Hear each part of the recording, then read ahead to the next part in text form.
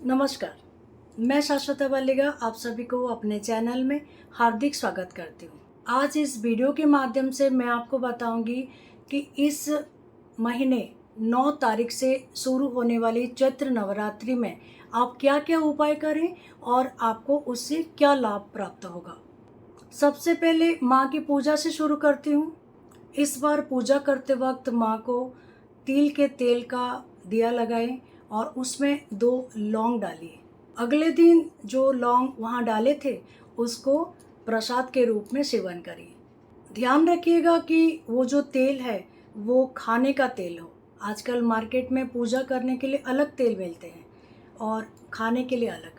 तो आपने जो दुर्गा माता की पूजा करेंगे उसमें जो तेल यूज़ करेंगे, तिल का तेल यूज़ करेंगे, वो खाने वाला तेल हो ताकि आपके स्वास्थ्य में कोई हानि नहीं हो।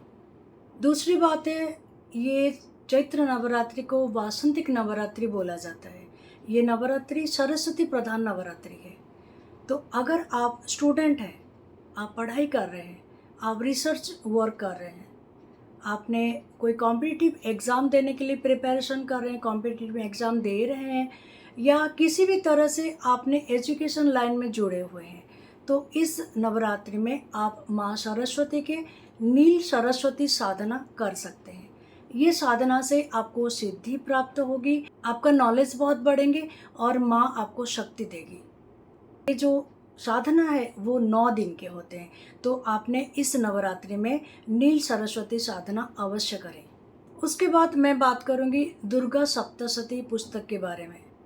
दुर्गा सप्तशती में जो भी अध्याय हैं, ये सारे अध्याय बहुत ही पावरफुल हैं। ये सारे चैप्टर्स बहुत ही पावरफुल हैं। इन पर्टिकुलर अगर आपने कुछ पर्टिकुलर चीज़ पाना चाहते हैं तो हर अध्याय के अर्थ आप समझिए। अर्थात अगर बहुत चिंताग्रस्त हैं, बहुत ज़्यादा चिंता आपको सताती रहती है, आप हर वक्त ओवर थिंकिंग करते हैं और चिंता से आप अपने आप को बचा ही नहीं पाते हैं, तो ऐसी स्थिति में आपने दुर्गा सप्तशती पुस्तक के प्रथम अध्याय का पाठ करिए। अगर आप मुकदमा में जूझ रहे हैं, आपका कोर्ट केस चल रहा है, आप विजय प्राप्त करना चाहते हैं, तो आपने दुर्गा सप्तशती के सेकंड चैप्टर अर्थात द्वितीय अध्याय का पाठ करिए। आप अच्छे हैं स्वभाव से, फिर भी लोग आपको जलते हैं, आपसे दुश्मनी करते हैं, बहुत शत्रु हैं आपके। तो शत्रु के ऊपर विजय प्राप्त करने के लिए, शत्रु जय करने के लिए, शत्रु से छुटकारा पाने के लिए आप दुर्गा सप्तशती के तृतीय अध्याय यानी थर्ड चैप्टर का पाठ करिए। आपका कोई भी मनोकामना हो वो पूर्ण होगा।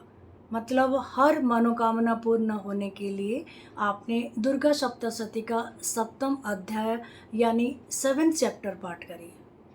आप बिजनेस करते हैं, बिजनेस को बढ़ाना चाहते हैं, बिजनेस में बहुत ही पैसा कमाना चाहते हैं, सक्सेसफुल बिजनेसमैन बनना चाहते हैं, सुख संपत्ति पाना चाहते हैं, तो आपने दुर्गा सप्तशती के जो 11th चैप्टर है अर्थात एकादश अध्याय पाठ करिए।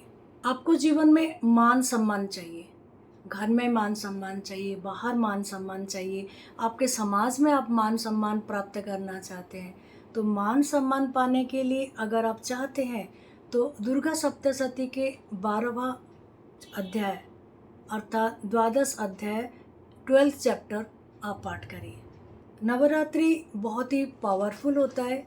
नवरात्रि के 9 दिन का अगर आपने सही ढंग से इस्तेमाल करते हैं, सही ढंग से प्रयोग करते हैं, तो आपको बहुत ही लाभ प्राप्त होंगे। तो आप सभी को चैत्र नवरात्रि की, वासंतिक नवरात्रि की हार्दिक शुभकामनाएं। इसके साथ ही मैं विराम लेती हूँ। नमस्कार।